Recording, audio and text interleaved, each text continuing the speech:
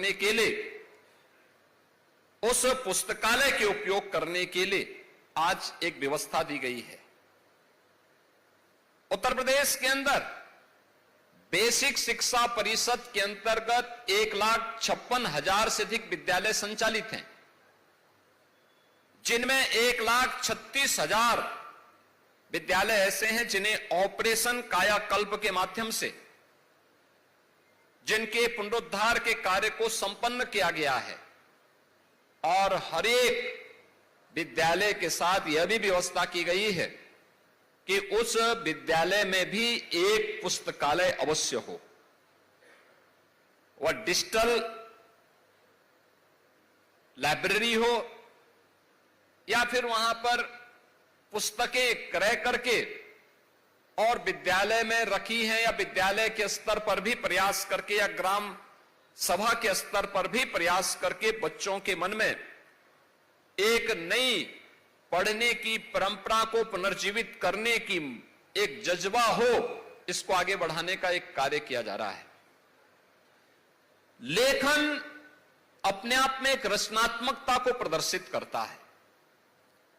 अगर कोई व्यक्ति सकारात्मक लेखन कर रहा है तो मान करके चलिए कि वह व्यक्ति सकारात्मक ऊर्जा से भरपूर है, और ऐसी सकारात्मक ऊर्जा का ही लाभ समाज को मिलता है और समाज उससे प्रेरित होता है। हम जब पुरातन और आधुनिकता में समन्वय करेंगे तब विकास दिखाई देगा, और वही हमारे लिए सार्थक भी होगा। हम पुस्तकीय व्यवस्था से अपने आप को दूर न करें, हम उसको देखें जरूर। दिन भर जिसके बारे में यहां के माननीय सांसद श्री रविकिशन जी ने आपका ध्यान आकर्षित किया कि दिन भर आप लोग रील देखते होंगे या दिन भर स्मार्टफोन में अपना 5-6 घंटे खराब करते होंगे,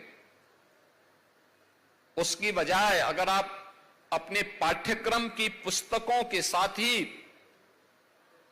कुछ उन पुस्तकों को जो आपके पाठ्यक्रम के बाहर की हो लेकिन एक रचनात्मकता के साथ या आज के परिप्रेक्ष्य में मॉडर्न एज टेक्नोलॉजी से जुड़ी हुई हो सकती हैं, देश और दुनिया के बारे में जानने के लिए हो सकती हैं, पर्यावरण और उससे जुड़ी हुई समस्या के समाधान से जुड़ी हुई हो सकती हैं, विज्ञान के विभिन्न पहलुओं को लेकर के हो सकती है, भारत के गौरवशाली अतीत को लेकर के हो सकती है। इन सभी को हमारा प्रयास होना चाहिए कि थोड़ा हम उधर भी देखेंगे तो प्रतियोगी परीक्षाओं के लिए यह आपके लिए एक सुदृढ़ आधार तैयार होगा, एक मजबूत आधार आपको तैयार होगा। आने वाले समय में आपको इससे ढेर सारी सहायता प्राप्त होगी। अक्सर हम देख रहे हैं कि हमारी आश्रितता, हम परावलंबी हो गए हैं हर कार्य के लिए स्मार्टफोन, उसके बगैर कोई काम नहीं चल रहा है, और वो उससे अक्सर हो क्या रहा है, नौजवान डिप्रेस हो रहा है, अनावश्यक रूप से गलत कदम उठा रहा है। आपको भी चाहिए अपने बच्चे को विपरीत परिस्थितियों से जूझने के लिए उसके अंदर उस प्रकार का जज्बा पैदा करने की तैयारी कर रही, प्रारंभ से ही उस प्रकार के संस्कार दीजिए। और इसीलिए आपने देखा होगा भारत की समस्या जो एक विकराल रूप लेती जा रही थी, उस विकराल रूप को ध्यान में रख करके, केवल भारत की नहीं दुनिया भर के युवाओं की है, उसी को ध्यान में रख करके प्रधानमंत्री जी ने देश के युवाओं के लिए एक पुस्तक स्वयं लिखी, जिसे आप एग्जाम वॉरियर्स कहते हैं। आपने देखा होगा यहां पर भी और बगल वाले सभागार में भी जो हम पुस्तकें दे रहे थे, तो उसमें से एक पुस्तक एग्जाम वॉरियर्स भी है, यानी परीक्षा की तैयारी। ये आपके सामान्य एनुअल एग्जाम हो या किसी प्रतियोगी परीक्षा से जुड़ी हुई तैयारी को लेकर के हो, कैसे हम सफलता प्राप्त कर सकते हैं, इसको लेकर के लिखी गई पुस्तक। बहुत छोटे छोटे कमेंट के साथ, उद्धरण के साथ प्रधानमंत्री जी ने बहुत सहज और सरल भाषा में पुस्तक लिखी है। और मैं चाहूंगा युवाओं से, वे प्राथमिक विद्यालयों से जुड़े हुए हों, माध्यमिक या उच्च शिक्षा से जुड़े हुए हों, विश्वविद्यालय से, तकनीकी संस्थानों से, चिकित्सा शिक्षा से या वोकेशनल एजुकेशन से या किसी भी अन्य उससे जुड़े हुए हैं, एग्जाम वॉरियर एक बार जरूर पढ़िए। एग्जाम वॉरियर आपको न केवल प्रतियोगी परीक्षाओं के लिए मानसिक रूप से संबल देगा, बल्कि कठिन समय में व्यक्ति चुनौती का सामना कैसे करता है, इसके लिए भी एक बेहतरीन मार्गदर्शक के रूप में एग्जाम वॉरियर आपके साथ आपका मार्गदर्शन करता हुआ दिखाई देगा। हम अक्सर जब धैर्य खोते हैं तभी हम फेल होते हैं।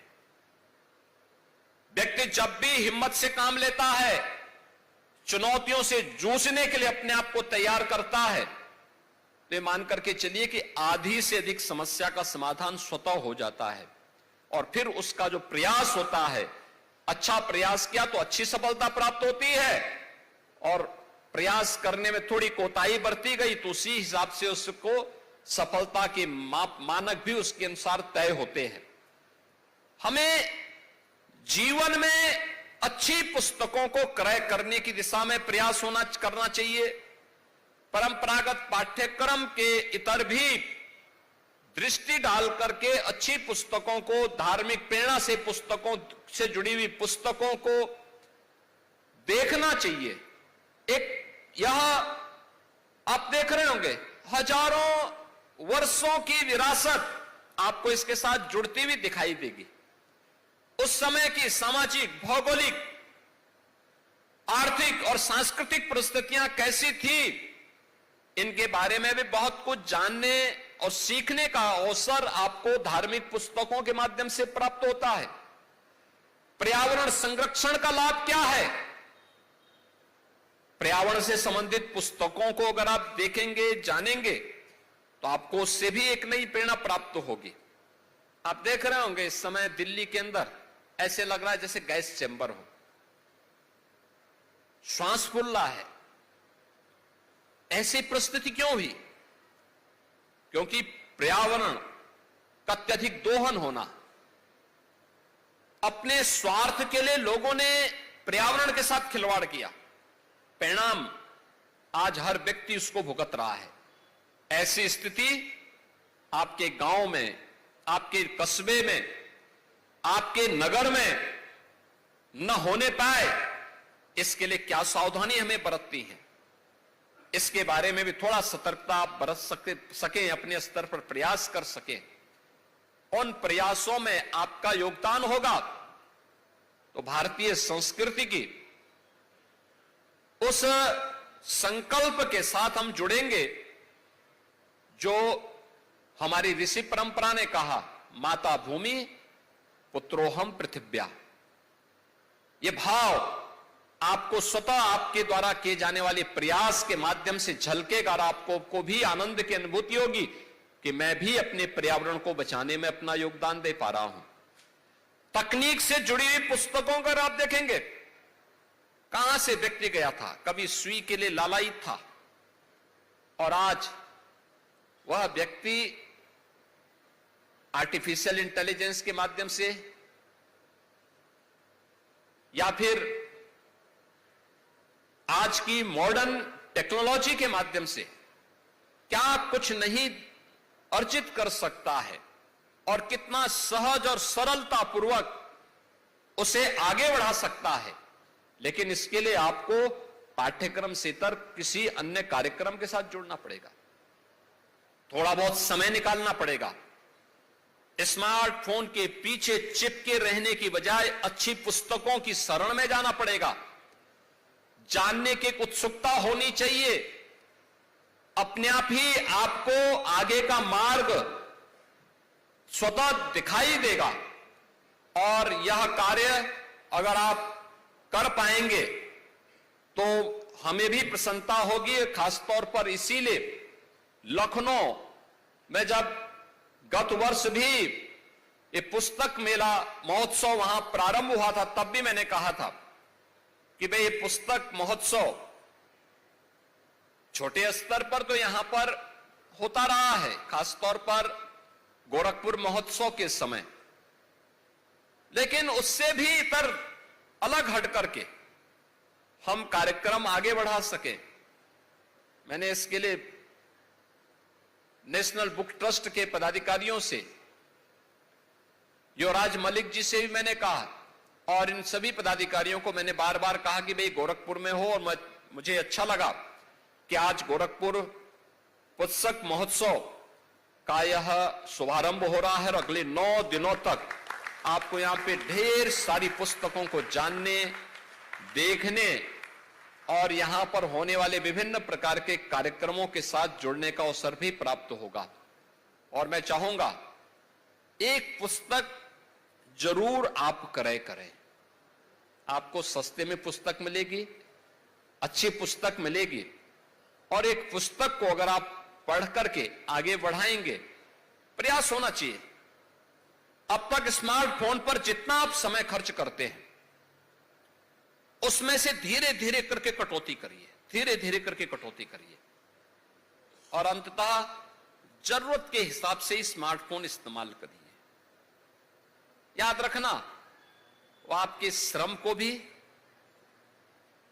आपकी नेत्र ज्योति को भी और आपकी दिमागी ताकत को भी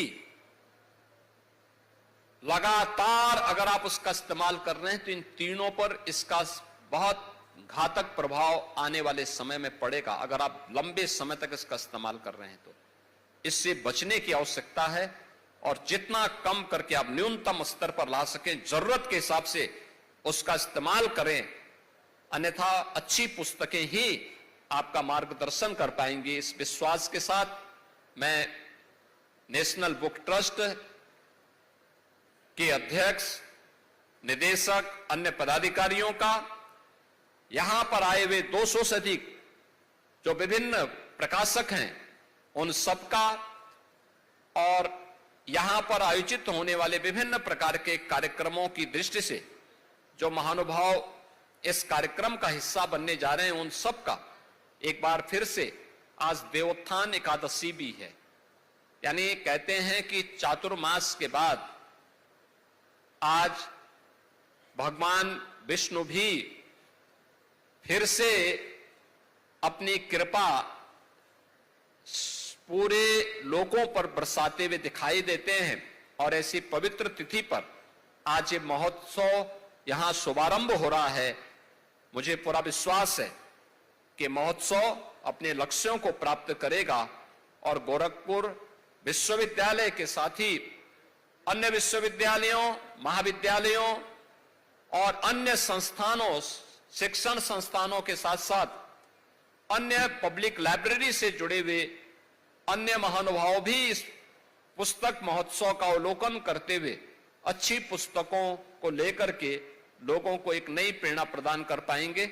आप सबके प्रति आज के इस अवसर पर मैं अपनी शुभकामनाएं दे रहा हूं। धन्यवाद। जय हिंद।